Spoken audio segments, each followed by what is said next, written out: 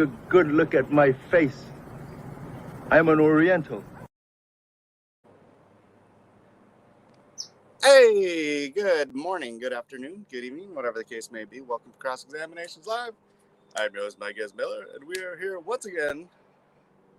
Is this live? Is this working? Is this... Aloha, Dennis. Yes, Dennis is here.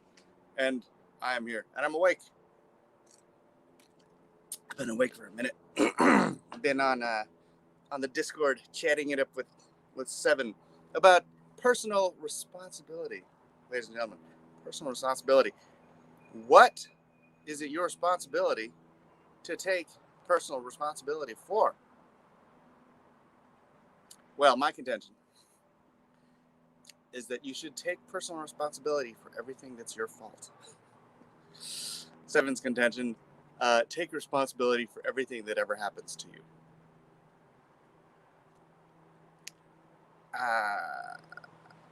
I'm not quite sure how you get there, but hey, we all have our opinions, I guess. Aloha, Dennis. Aloha, Arlene. Hello, Jeff Potts. You reap what you sow, fig thief. Indeed, you do. And you know who the fig thieves are? The finches. The finches have been eating my figs. My figs just started ripening like a few days ago. So there's a few ripe ones on the tree. And so the finches. Arr, curse them all. There's Eden. Hi, Eden. She just finished her acting class, I guess. But yes, dang it, I wish I had some more figs. I had 3. Delicious. I love my figs. I'm even starting to like them like less ripe. Like I like them when they're like so ripe that they're practically jelly. They're turning into jelly, right? But I'm starting to like them even when they're like kind of still firm and just plump, but not. You know what I mean? I don't know. There's like a range of ripeness to a fig, and I like it to the point where it's almost overripe. Like if you left it for another day, it would start turning into alcohol. Like that kind of ripe. Anyways, figs. Actually, let me read something Joe said in the Discord about figs of all things. Where is it? It's in general.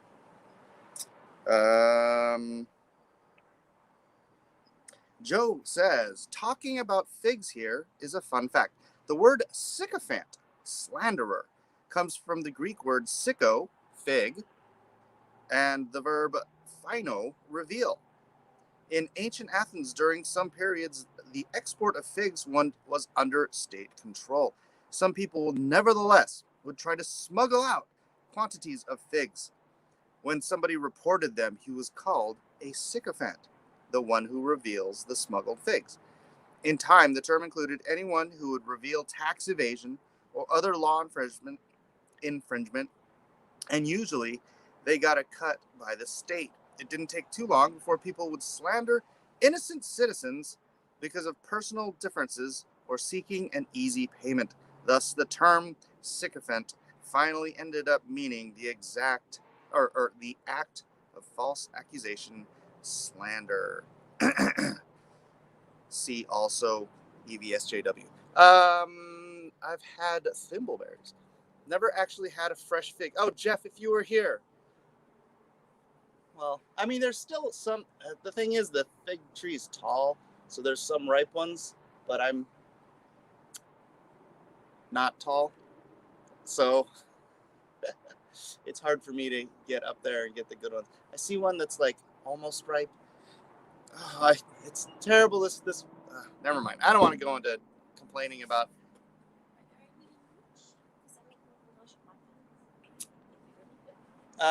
I think I got most of them. I don't think that one's quite ripe, but you can try it. Did you eat most of them? There was only like 3. I mean, there's some up higher, but you're not even as tall as I am, so good luck. Eden's picking figs. Give me the figs, Eden. Give them to me now. Yeah, you need like a cane or something to like There was a ladder. pull over. There's not a ladder now. I don't know. We need like a cane. Something we can just pull the things over. Anyways, Mike's gleaning walks are coming back around. Gleaning, that's right. She'll steal your 2 gigs. Figs. Hello, Sean. How are you, R2D2 for life? Oh, I still owe you a print, my friend. I forgot about. Who is responsible for the finches? God is responsible for the finches, Dennis. I will not take the blame for God's finches. Should I get into this argument with? No. It's not that important. I just think most rational, reasonable people would say that, yes, you absolutely do take responsibility for everything that is your responsibility. That you had a direct hand in causing or affecting. But you cannot take the responsibility of the evil actions and intents of evil people who've done evil unto you. You can forgive them if you so choose, but that's not taking responsibility, and it just seems a silly position to me. But be that as it may,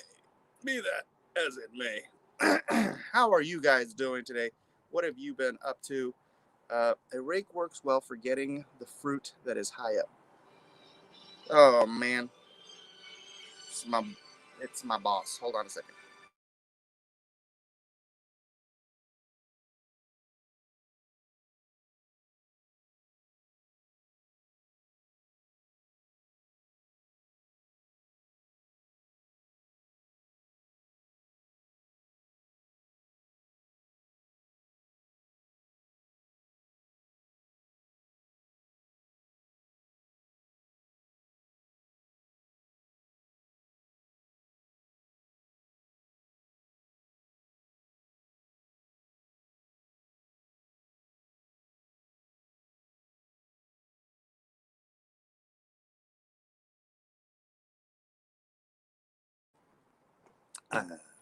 I guess there's a bit more that needs to be done on the NFT project. I am a light-skinned male American, so I am born responsible for all bad things. Hashtag it's science. I'm sorry to hear that, R2D2.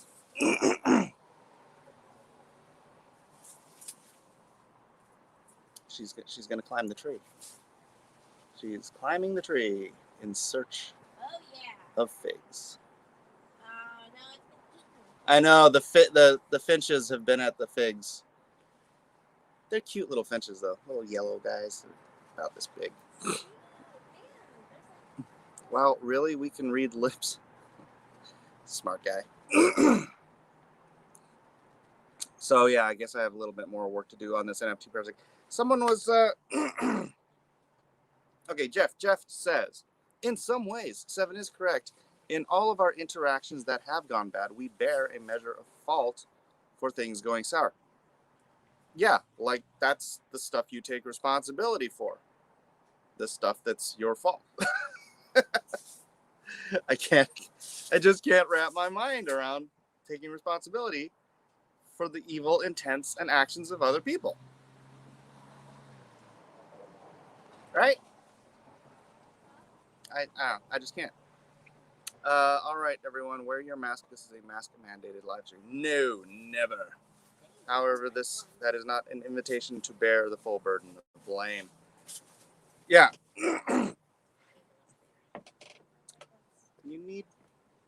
There's something.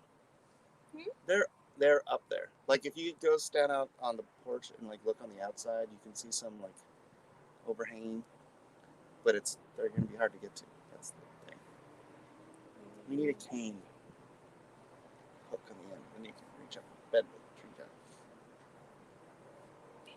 I saw one that might be ripe. No, even when I went around there, I saw one that looked like it might be ripe, and then the rest were either eaten or not ripe. Well, the ones I had were delicious, so. Thank you for saving them. Hi, Eden, says Jeff. Hi, Eden. Glad COVID didn't keep you in bed. Yeah, not anymore. Yeah. I think she enjoyed staying in bed. The first brick and mortar crypto store just opened in the country somewhere I live. Brick and mortar crypto store.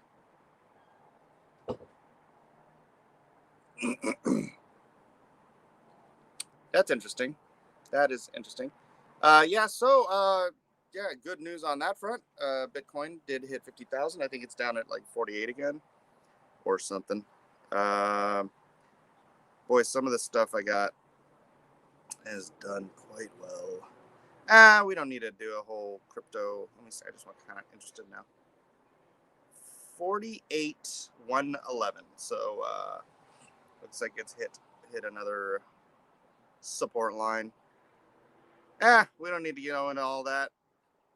But Shopping Network, man, woo! It's up like 100% this week. Well, no. It says 63%. Oh, okay, it's because it came down. It was at 85 last night. Anyways, Cardano too. Look, man, Cardano's fine, but boy, it's gonna take a lot of money to get that to go 10x. So I like to put my money. I like to have my money in things that have more of a chance to go 10 or 100x. So we'll see. I think the crypto store offers classes and t-shirts. You sound like you're clinging to life a bit better. Thank you, Edwin. I am. I still, like, when I'm in bed and it's quiet, I can hear like rasping when I breathe. So it's like, that's like the scarring. I don't know if the scar, they call it pneumonia, but it's like all it is that scarring. It's not, I mean, there's nothing else. There's no fever. There's no, I mean, barely even any phlegm or anything. It's just scarring in my lungs. And I think that's, I don't know. It's weird. Load up on anti-inflammatories. I'm doing all right. Oh, say hi to your daughter, P Money. Thank you very much. I had my physical today. Had a discussion with the doctor about COVID long haulers, people who are still suffering from issues long after COVID has passed. Well, I'm gonna try to just keep breathing like deeper and deeper and deeper until this is like, I don't know how you break the scarring or whatever, but I'm just gonna exercise my lungs out, and hopefully it'll eventually be a non-issue. I think it's because of the scarring that my oxygen levels still aren't up to 98 or anything. So it's the less oxygen you get, the less energy you have. So obviously that's correlated as to why the exhaustion continues. Like just going down to get the mail, I get winded coming back up the steps. So I feel more like an old man than ever. I was also pretty bad off. My chest x-rays came back clear. Oh, wow. Yeah, that's interesting. Because I was talking to my friend Ben, who he got a blood clot in his eye from COVID. And he had to go and get all this like surgery stuff or what, lasers or something. But he never had the, even though he had all the exhaustion, he had everything. He got pretty wrecked. Frankly, everyone else in his family was fine, but unfortunately, fortunately, he didn't get the pneumonia. So weird. I don't know. Seems kind of random. Eucalyptus leaves might help. The doctor at the ER suggested eucalyptus. And then I went to Trader Joe's and they didn't have any eucalyptus oil. Oh well, I forgot about it now. I'll need to go check some out. Electrolytes, electroshock. No, Joe. Hey Joe, I read your thing about figs earlier. Load up.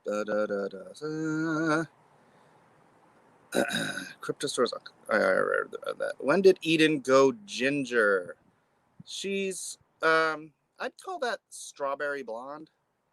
But that was pretty recent, like a week ago, I think. She likes to play with her hair color quite a bit. So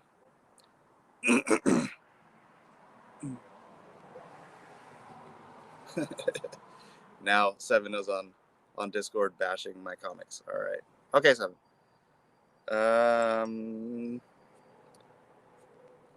Eucalyptus leaves, do you eat them? No, I believe you inhale or something with the eucalyptus oil inhales or something like that. I don't know. I don't think you eat it. I know you can smoke eucalyptus leaves. Do you know that?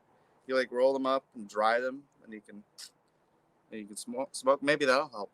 Boil them in water and get over breathing the fumes. That's a koala. Excuse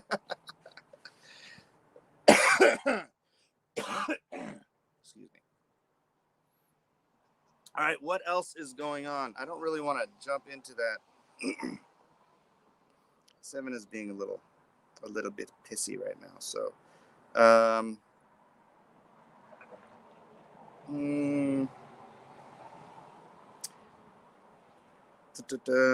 Joe K says Seven's argument is a good illustration between Orthodox and Catholic Protestant points of view. Explain, Joe, since you're here.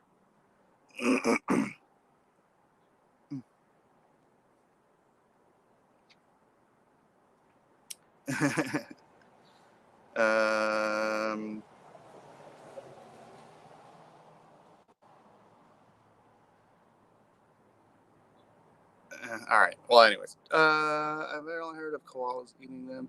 I get eucalyptus essential oil from Piping Rock online and use it for my lungs. How do you use it? Do you just like rub it on your chest and inhale it like you do with what's that stuff? Starts with a V. Vapor rub, like vapor rub.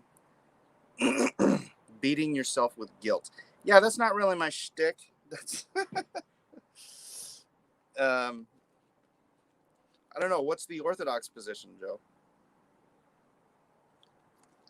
Joe's my my Orthodox expert. Greek Orthodox expert. We're more like, bruh, don't get crazy over it. Oh, well, yeah. That's us. Sound like there's an industry to be had in eucalyptus vapes. I wonder, since the vapor, I really do wonder if smoking eucalyptus leaves would help. I actually, at the beginning of all of this, one time, I should do it more, but I'm not sure if it would help or it couldn't hurt. But I used a colloidal silver in my wife's nebulizer, and I was breathing in colloidal silver because silver is really a strong anti what do you call it? Antibiotic. But it's a viral infection, so I don't think antibiotics fight against viruses. So I don't know. I don't think it's the smoke. I think it's the oil. Yeah, but when you're burning it, you're burning the oil, right? So the oil, you could. I don't know. I might try it. And I know there's eucalyptus trees around here somewhere. I'll have to go steal some eucalyptus leaves off of one of my neighbor's trees. This is literally the one time I feel a do it response might be appropriate. Oh, I know where there's a eucalyptus tree. Between here and Albertsons. Yes. Maybe I'll have to film myself stealing eucalyptus leaves off of my neighbor's tree. Koala Mike. Soon a tree near you. This is, dude, San Diego. There's so many eucalyptus trees here. This place was a desert. And some lady, and there's a mural of her at the airport. Some lady brought in all of these different trees that would be acclimatable to this climate. And one of them was eucalyptus. So there's eucalyptus trees everywhere in San Diego. It's crazy.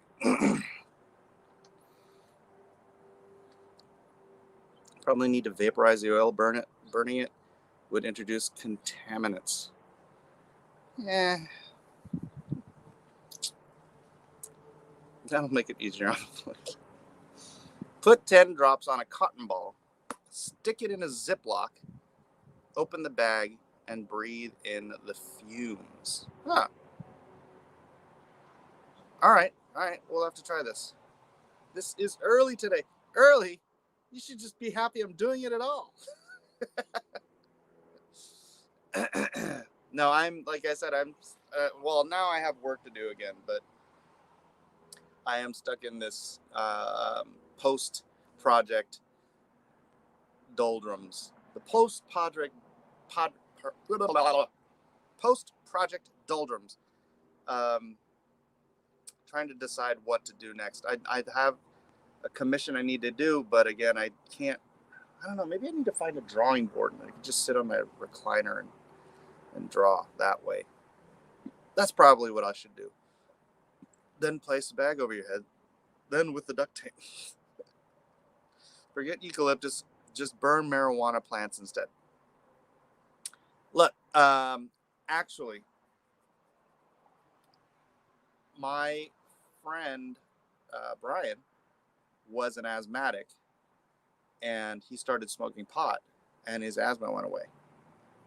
I think because one of the things you do when you smoke pot is you take a big hit, and then you just hold it, and it expands in your lungs.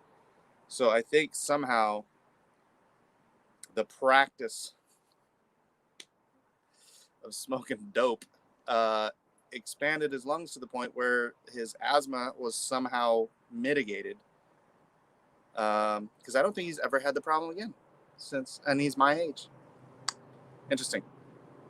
But no, I'm not going to smoke the pot for my lungs. Mike sure does know a lot about smoking dope. Mike's not always been a Christian, Joe. Plastic bags over the head are only recommended for massacres. Choo! Mike smuggling eucalyptus leaves. He could have just practiced singing opera instead of doing weed. I don't think he was that good of a singer. Oh Lord, I made Seven mad. He's writing a new manifesto. Don't get Seven started. I don't think he has anything else to do. I think he's independently wealthy and just likes to sit and write paragraphs upon paragraphs upon paragraphs for whatever. Mike, did you know the new Democratic Party's strategy in California is for people to not vote for anyone but Gavin Newsom? Okay. I guess that's all they have, right? I mean, well, no, because on the ballot, the first question is, do you want to recall Gavin Newsom, yes or no? And then after that, there's like 40 different people you can vote for. So let's see, Larry Elder or Caitlyn Jenner. Larry Elder or Caitlyn Jenner. I think I'm gonna go Larry Elder. Seven is typing the Iliad. Idle hands, yes. When you vote the recall, be aware there are two things to vote on: the removal question and the new guy you want. Yes. Dadgummit. You know what? I'll be right back. Here, let me see if I can switch camera. Front camera? Oops. Camera. Back camera. What do you see? You see my Dirty view. All right, I'll be right back.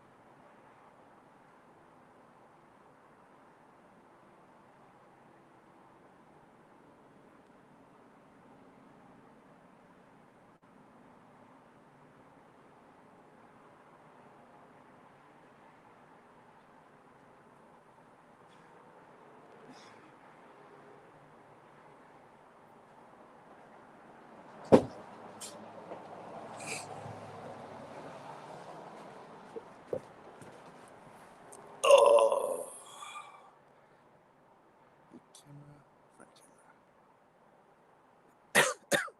Sorry. It is what it is.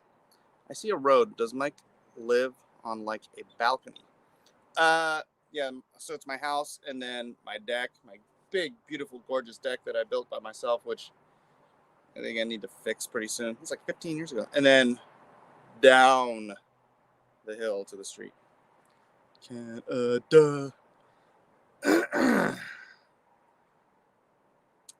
Today on Mike Miller's Nature Show, we await the arrival of hummingbirds. Did you see any hummingbirds? I get a lot of hummingbirds around here. It's cute. That sometimes they come in pairs and they just kind of like flutter around each other and stuff. I don't think they're one. It's the figs that are the finches that are eating my figs though. The hummingbird feeder. Is there a humming? Oh yeah, that thing's trashed. Elder is a smart man. It's true. Don't get me started on voting. We have a stupid election coming in a month that nobody other than Trudeau wants. Oh, P Money. I don't know if you saw it. I was mentioning Kerry Nord launched a campaign yesterday. Let me see if I can find how he's doing. He was doing great yesterday. I was like, wow, dude. And he's not even on any YouTube or anything. He's just Kerry. Kerry's such a great artist. Seven's like, I'm not gonna buy something that's like $33 for 36 pages. And I'm like, dude, you buy stuff for like, well, I'm not gonna. He can do whatever he wants. Where is it? I just want the link. So I want to see how he's doing. Bang. There we go. All right. Confirm. He is, after a little over 24 hours, at $35,484. Do I know this Kerry Nord? He's a phenomenal artist, dude. His video's a little goofy, but I mean, look at this art. Oh, just gorgeous. He's one of my favorites. He did a whole huge run on Conan. It was the best Conan since Frazetta. And it really had that Frazetta vibe to it. It's called Folklore, but it's spelled like this. FOL apostrophe KLOR. Kerry Nord's Conan run was great. Yes, it was. And you can disagree with his politics all you want, but what's his face? Kurt Busiek is just such a great writer. So good, man. So yeah, check that out. I should be. I'm trying to get Kerry to do some live streaming. Jump on Drawn and Quarter with us. So that would be fun because he's such a great artist. He's a little chill, a little quiet, But a great artist and a good guy. I met him, boy, I don't even know how long, 15 years ago, maybe? No, longer than that. So when I was living in Portland, we hung out at the Rose City Comic Con, and we've been Facebook friends since. So why does Kerry Nord have to be a Canadian? He should be an American.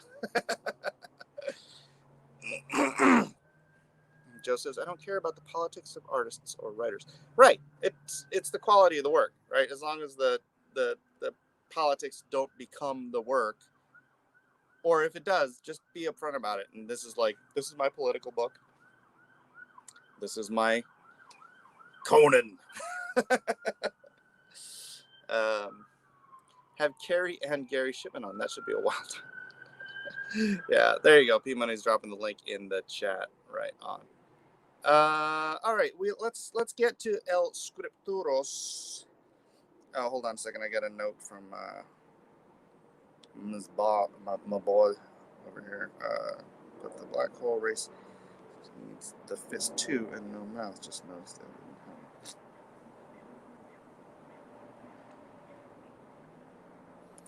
We'll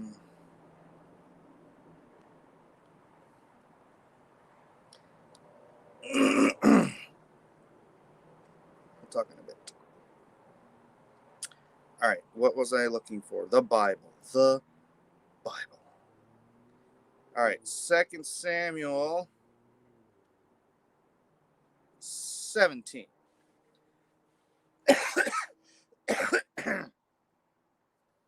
All right. Dixon wrote some of the best Conan stories. Okay, he's right wing. So what? So what should be the overriding principle in whether or not something is good? Right? I mean, as a writer, if you're a good writer, you should be able to write the mindset of people you disagree with and write it like in a steelman argument sort of a way, right? You don't cartoonize, unless it's supposed to be a joke. You don't cartoonize other people's positions, right?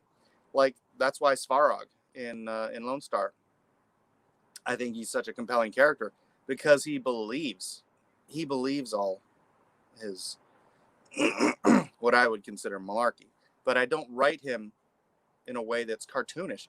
In fact, a friend of mine who considers himself a socialist says that Svarog is his favorite character. But, and it's because of how I wrote the character. So whatever. Only real men should write Conan. Canadians aren't real men. Kurt Busiek is Kurt Busiek Conan or Canadian? Anyways, Chris says instead of what if, you should start a book called So What.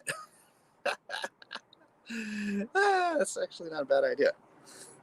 All right, let's get to the scripture. 2 Samuel 17. Sorry, I need to clear my throat a little bit here. What's up, Larry Romano? P Money Ruth says hi and hopes you and the family are healthier now. We're getting good. All right. Moreover, Ahithophel said unto Absalom, let me now choose out 12,000 men, and I will arise and pursue after David this night. And I will come upon him while he is weary and weak-handed, and will make him afraid. And all, would you rather, let's do the blue ball. There we go. And all the people that are with him shall flee, and I will smite the king only, and I will bring back all the people unto thee. The man whom thou seekest is as if all returned. So all the people shall be in peace. And the saying pleased Absalom well, and all the elders of Israel. Then said Absalom, call now Hushai the Archite also, and let us hear likewise what he saith. And when Hushai was come to Absalom, Absalom spake unto him, saying, Ahithophel has spoken after this manner. Shall we do after his saying? If not, speak thou. And Hushai said unto Absalom, The counsel that Ahithophel hath given is not good at this time. Okay, so it was Hushai that was the spy. Or am I wrong? Am I wrong? I think it's Hushai that's the spy. For said Hushai, thou knowest thy father and his men, that they be mighty men, and they be chafed in their minds, as a bear robbed of her whelps in the field. And thy father is a man of war, and will not lodge with the people. Behold, he is now in some pit or in some other place, and it will come to pass when some of them be overthrown, that at the first, that whosoever heareth it will say, there is a slaughter among the people that follow Absalom. And he also that is valiant, whose heart is as the heart of a lion, shall utterly melt. For all Israel knoweth that thy father is a mighty man, and they which be with him are valiant men. Therefore I counsel that all Israel be generally gathered unto thee, from Dan even to Beersheba, and the sand that is by the sea for multitude, as the sand that is by the sea for multitude, and that thou go to battle in thine own person. So shall we come upon him in some place where he shall be found, and we will light upon him as the dew falleth upon the ground.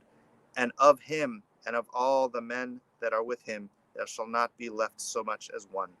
Moreover, if he be gotten into a city, then shall all Israel bring ropes into that city, and we will draw it into the river until there be not one small stone found there.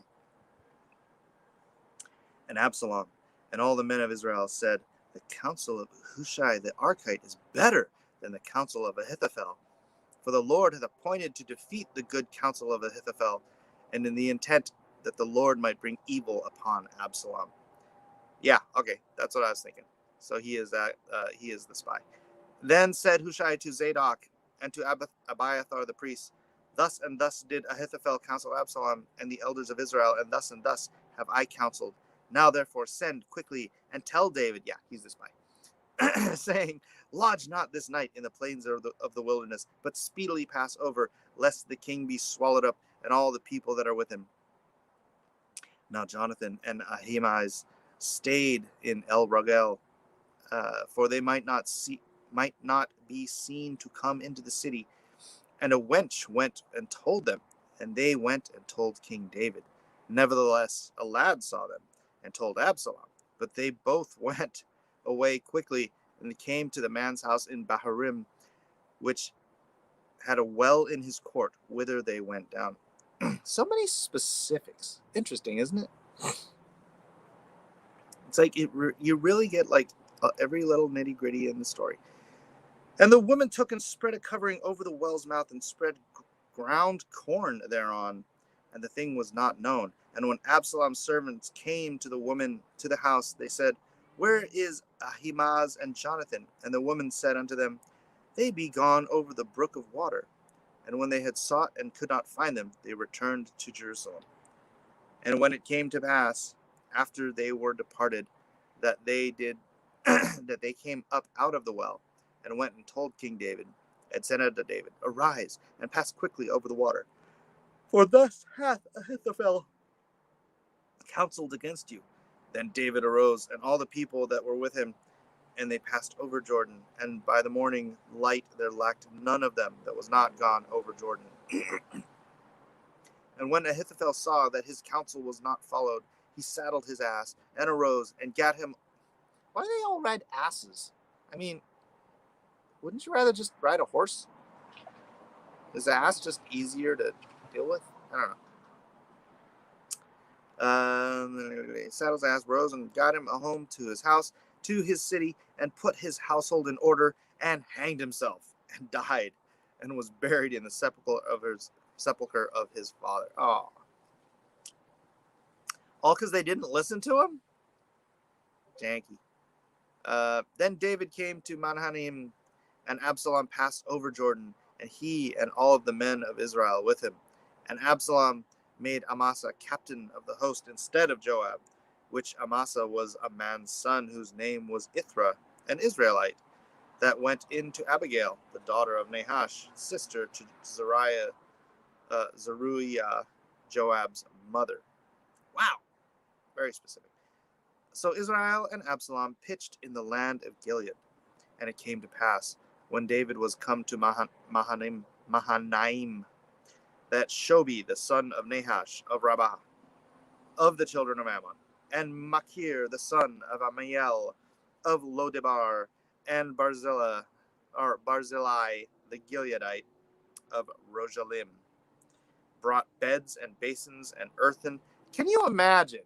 I mean, you could just be like, hey, yeah, I'm Machir Rogalim, just like first last name is no, it's like Machir, the son of Amiel of Lodebar, and Barzillai, the Gileadite of Rogalim. That's like, it's so much words. Brought beds and basins and earthen vessels and wheat and barley and flour and parched corn and beans and lentils and parched pulse. What's parched pulse?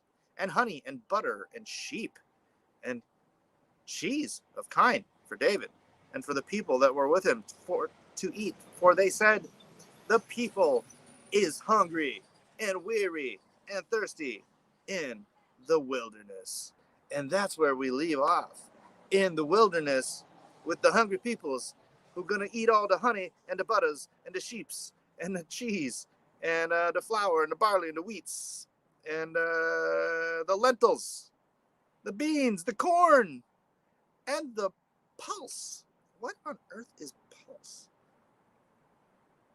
Hold on, 2 Samuel 17. Let's go to Blue Letter Bible. I want to find out what pulse is. 2 Samuel 17. Where's my Blue Letter Bible app? 2 Samuel 17. Oh my gosh, my app's not working. All right, here we go. 2 Samuel 17.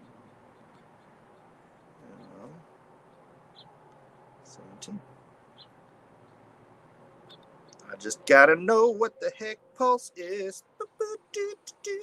Interlinear Bible. Earn beans and lentils. What? It doesn't say. What?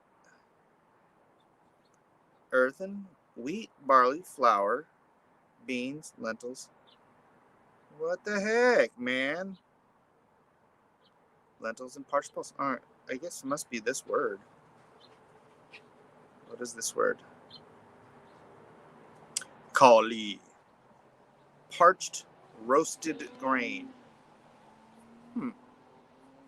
Parched roasted grain. Parched corn. That's interesting. It doesn't. Weird. All right. Anyways, horses eat a lot. They are more expensive, and during some periods, common people are not allowed to own one. Gotcha. Good job, Joe. Thank you very much. Now, what is pulse? Parched corn. Parched corn. Roasted. Parched roasted. I guess that must be it, right? Seems to be the only option there. All right. Oh, I'm getting uncomfortable in my seat, ladies and gentlemen. I may have to end this a little bit early. They like donkeys, I guess. They do. They must like. Why not camels? I don't know. Horses were only affordable by the super rich. Certainly were not common. Yeah, and that was a weird thing about not keeping horses in Scripture. I don't know. I don't remember why, but God told, was it Solomon, not to keep horses. I might be remembering that wrong. Sorry, my mind is on other things right now because I'm very uncomfortable. Donkeys are able to thrive on scrub grass or whatever is available. Horses are more delicate. Fair enough. It's just, you'd think if you're going into a lot of, battles and whatnot, going into battle on an ass just doesn't quite have that joie de vivre of riding a war horse, you know what I mean? It's like, I guess a war horse would be like just for that specific purpose. And But that's the thing. Solomon did keep horses anyways.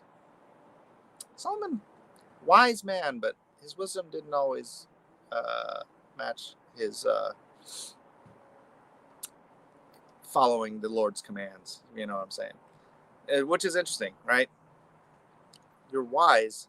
Wouldn't you then be obedient to all the Lord says? Interesting. Cavalrymen, hippies was the name of the upper middle class in ancient Greece. Interesting. Being able to maintain a horse would automatically enroll you in the cavalry. Oh, that's kind of cool. All right. I'm going to wrap this up, guys. I know it's 15 minutes early, but like I said, I'm kind of uncomfortable, and I need to attend this work thing. So God bless you all. Thank you for sharing your time here on Cross Examinations. Have a wonderful, wonderful day. And if you have suggestions for Drawn and Quartered tomorrow night, please drop them in the Discord. And please keep the conversation going on Discord. It's fun there, and don't let 7 get you down. God bless you guys. We'll see you on the next episode.